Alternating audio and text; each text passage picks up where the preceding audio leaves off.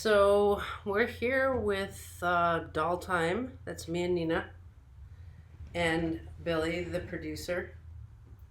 Billy Anderson. I'm sorry. Before we talk about this, I have to show you guys what Billy made because it is so stupidly good that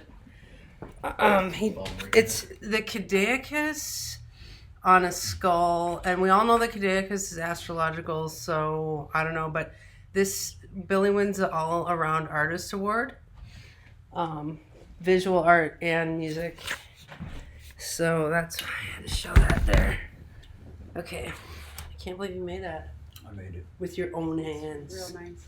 Okay, that's why we chose you as the producer, because you're an artist. an autist. Oh yeah, that too. Okay, well, we're here to talk about a very compelling topic, which is the future of DollTime. So, what do you guys think should happen? What should we be manifesting for this band? This is the part where you guys talk. It's your band. People are watching, so you gotta talk. Oh, okay. You got shy. Can you be more specific with your questions? Well, what do you want to Michael. do with DollTime? What's your dream? Well, I want to do live performances. Is this a live performance? This is the first time of us talking on camera, not in character. What? This is your character. Unmasked. You're a doll that talks, like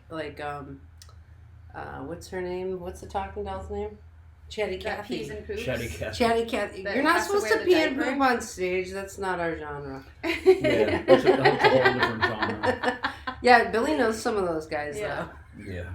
We could invite Gigi Allen on the show to be. We could invite him. He won't respond because he's dead. Well, I got a Ouija board. A No. Gigi board? A Gigi board. Oh my god. Okay. So What are you manifesting for doll time? Oh, I'm manifesting. Well, I'm not saying that we should go to the Moda Center and be that big because I don't super like rendering music to that big of a format.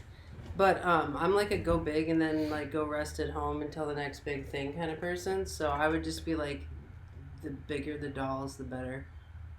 Yes. Are you shy? Like, would it be scary for you to go big? No. I don't know. I haven't done it. We've been busking. Yeah. I Billy, wasn't what do shy you then. think? Yeah. I think you guys have a good future. So far, you guys have done like 98% covers. That's true. Which is, fine for karaoke and busking or whatever. People like to hear songs they know. But if you're going to go bigger, you might, like get some more originals going and then make people know your songs instead of other people's songs.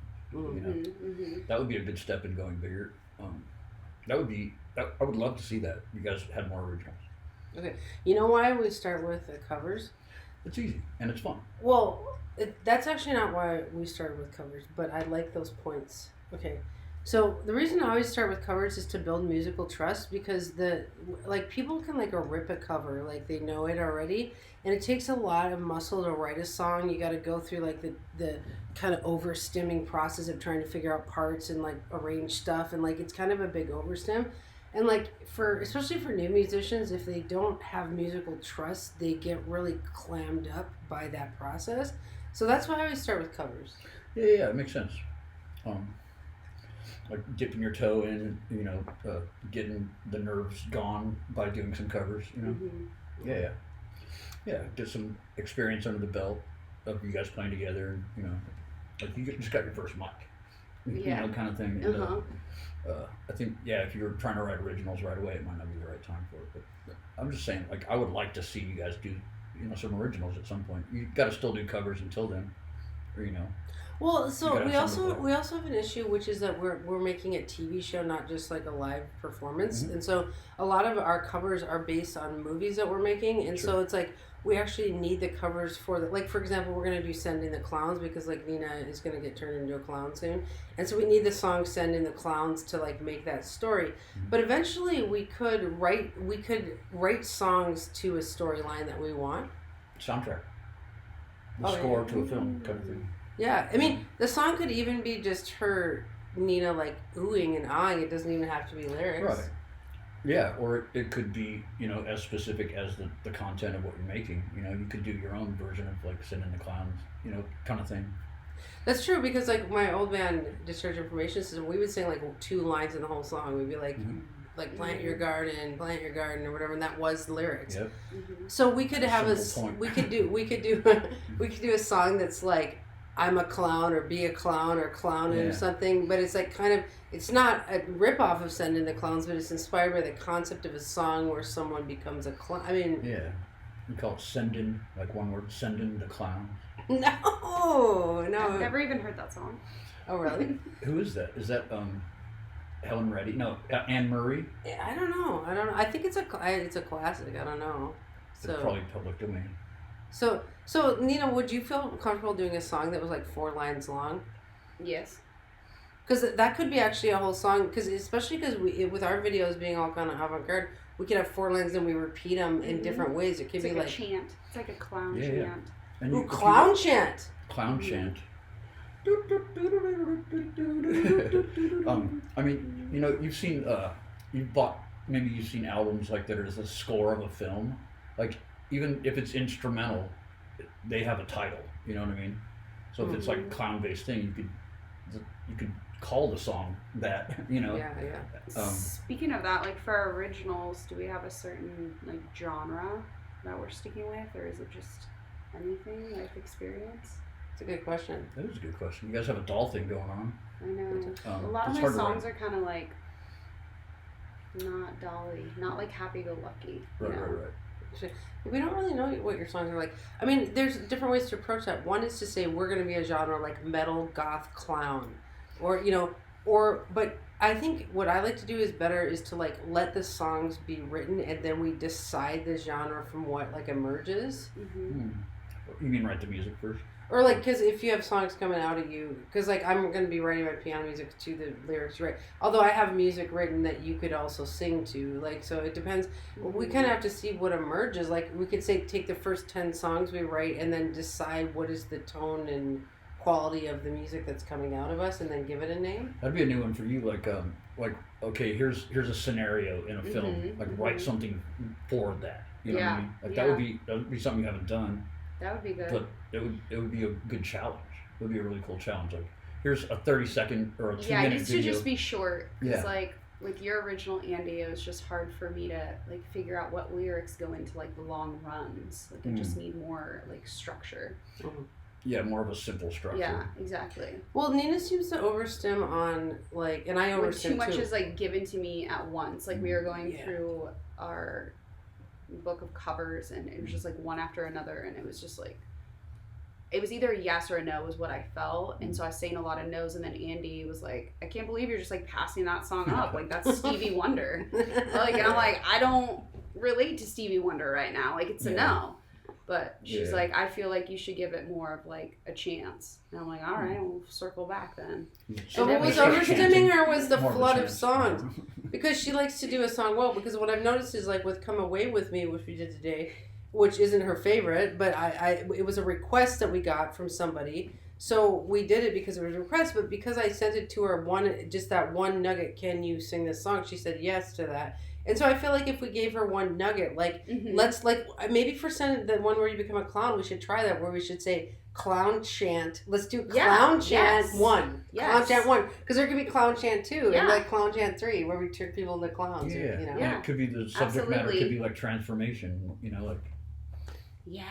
Like a phoenix and you just, rising like, from send the me ashes some keys, and I'm like, okay, I can do it. And it just, like, repeats, and then I can, like, come up with some stuff. That's great. So I'm sure some of your lyrics have transformation as a theme, maybe. Even if you don't know it. And I like starting with a theme because I like boundaries and like guidelines. So if I have that, then I can feel like I have more freedom to work within. Transformation is a good theme. Yeah, like if we said in the video, you're going to be turned into a clown. We need 4 lines on that and a transformation theme. And then you come up with that, and then I can write some music to it or something. Okay. Like I can tell just by the lyrics I've heard that you probably have lyrics already that are about like coming out of something bad into something good, or something like that, like a transformation. Okay. Like rising from the ashes, or like going from a I bad thought of that situation too. to a The good Phoenix, situation. yeah. You know? Oh yeah, like that's interesting. Like you becoming a clown isn't just you becoming a clown, because if clown chat includes like a phoenix or a transformation theme, then that video takes on a tone of transformation out of like suffering. Yeah. Like going from sad to happy, or going from a bad situation into a good one, or good into bad.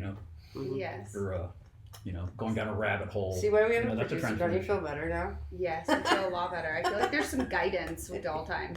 Yeah. Well, I think we're doing really good at the covers and the videos. Like, I don't know any other bands making videos with like freaking superheroes, but It's true. We just jumped to music videos right away. I know, and I have to say we've only been playing music for 3 months, which that is crazy. The amount of stuff we've done in 3 months. Like, Nina should be giving herself a big hand for just like showing up and being a total boss. You know what I mean?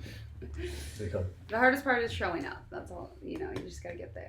Yeah, that's what my mom always said. Like half the battle is showing up. Yeah. What's the other half? Just leaving battling. the results up to God. It's up to God. No. Well, God did create Nina. Yeah. But God created free choice too.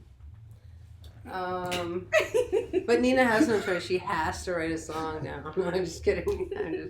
She is writing a song. Tell us about Shapeshifter, Nina. What's up with that song? Shapeshifter, that's transformation right there, dude. Dude, I had to get back because let's make Nina bigger on the screen and she'll talk more.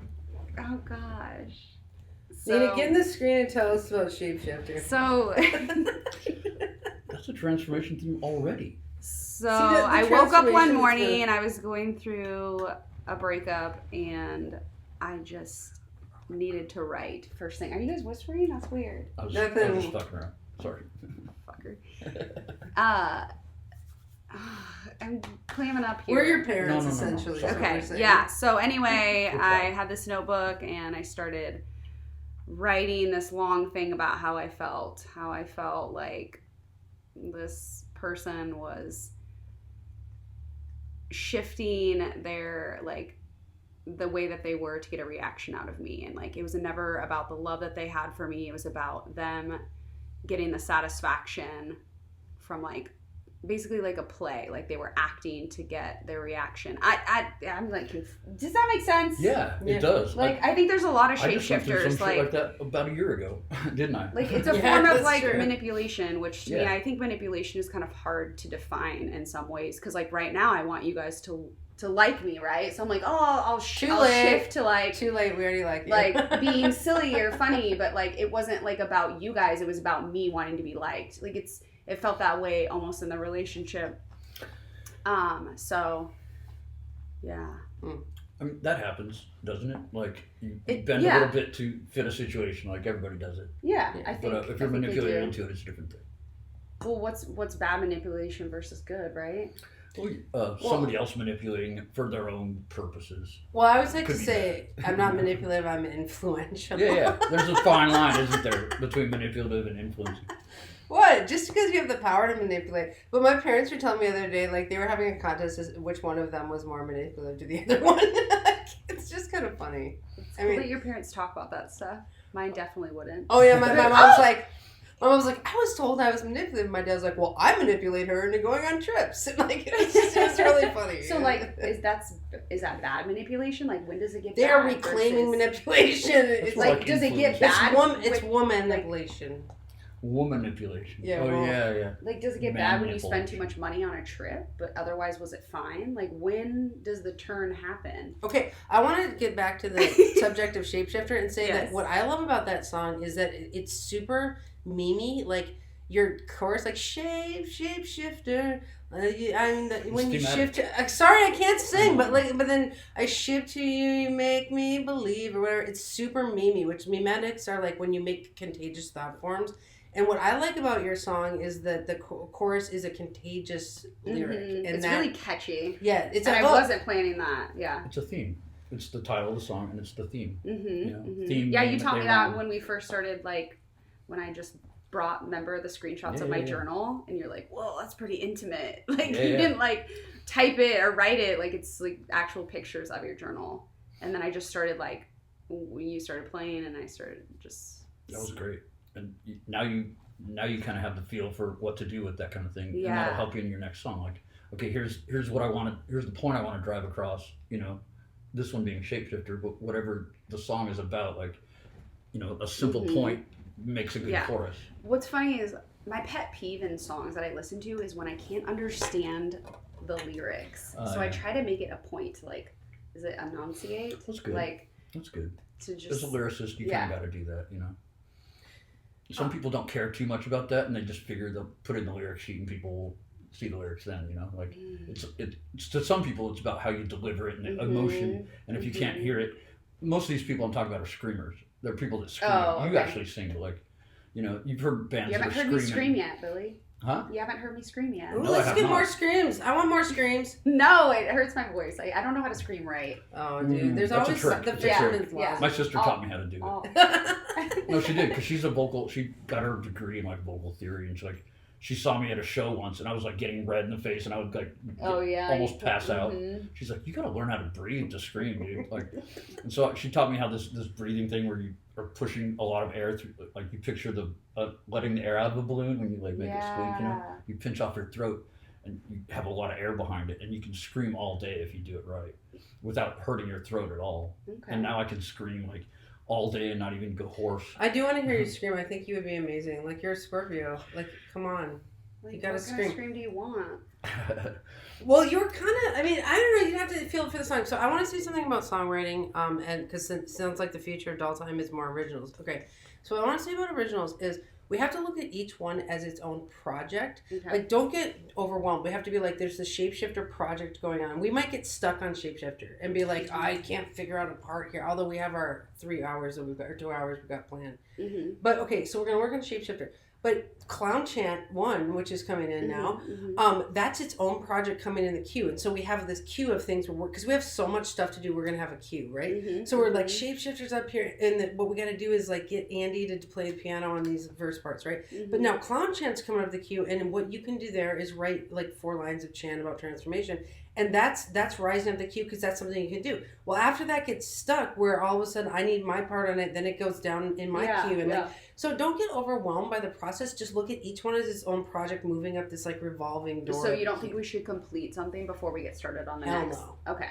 No, because sometimes you get stuck on a piece of it, and then another thing's rising up, and it's maybe it's like my Scorpio tendency to be like, no, we need to finish it. Yeah, like that is a tendency of a lot of people, but I think it's cool to have a few irons in the fire. Okay. Because you never know when you're going to be, you never know when you're going to be inspired by something.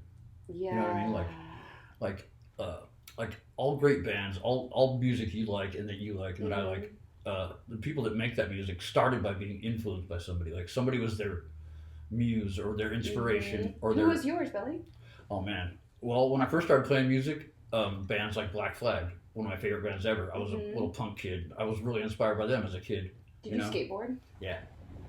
Super skate kid, BMX skating, and they influenced me heavily, and I learned how to play guitar by listening to Black Flag, you know, or how to not play guitar or whatever, because it's so anti-theory, it's ridiculous. But then, you know, I started working in music and being influenced by certain things, and, like, I never wanted to sound like them, but I was inspired by them, you know, like bands like the Melvins. Like, I probably wrote some Melvins-y sounding stuff, but, like, I've always been inspired by their not ethic, their kind of way of doing things, and, like, their anti, like, 4-4-4 structures. They're always, like, some mathematical thing going on.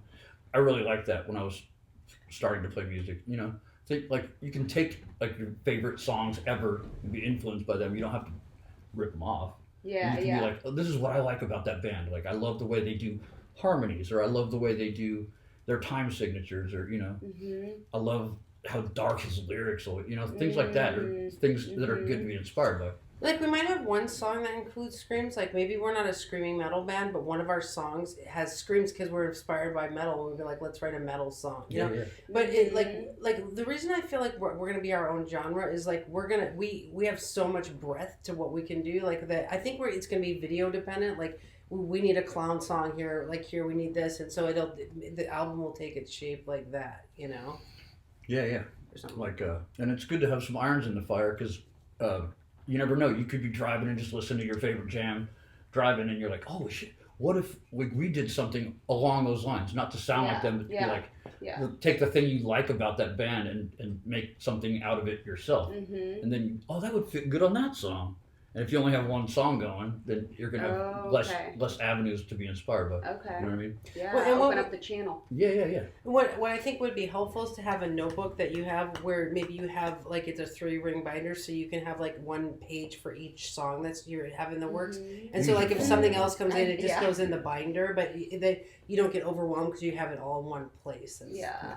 So far, I've been using my phone because I find that like when I'm out, like I get inspired when I'm on the beach or like when I'm by myself or when I've had a positive experience and then afterwards coming down from it. Yeah. But then I'm like, you're reflecting. I'm kind of like, sometimes I'm like, oh, this positive experience is gonna end, so remember the bad time. Or like it's just like. Yeah. Well, it's fine to put it on the phone, but if I were you, in order to prevent overwhelm, I would then go ahead and then write that in the notebook so you have it all in one spot. That's what helps me because I get overwhelmed by like multiple threads too. Or if you do it on your phone, send yourself an email and keep them in a folder. Something like that. You know what I mean? That's what I do. Like if I have riff ideas when I'm driving, I just turn on the recorder and just like, me too. You know. Yeah. And then I send myself an email and then put them all in the song inspirational email folders. You know. How often do you look at that? Like quite often actually. Okay. Quite often, especially when I'm in like Andy calls it cloud bursting. Mm-hmm. You call it that. Well, we call it transits. Bring on the just rain. like sometimes I'm just in writing frenzy, and other times I'm busy working on other people's music, so my brain won't allow me to be like sort of cloud bursty like that. But like yeah, I look at it quite often. Cloud bursting is when artists like burst or pop, and astrologers know that because your chart will all of a sudden start popping. So it's like you got to get ready for when you start popping, and then you like that's when you have to have your system. You'll figure out your system. We do have to go, but thank you guys both. I call it idearia, also. We'll end on that note. La la la la la. All right.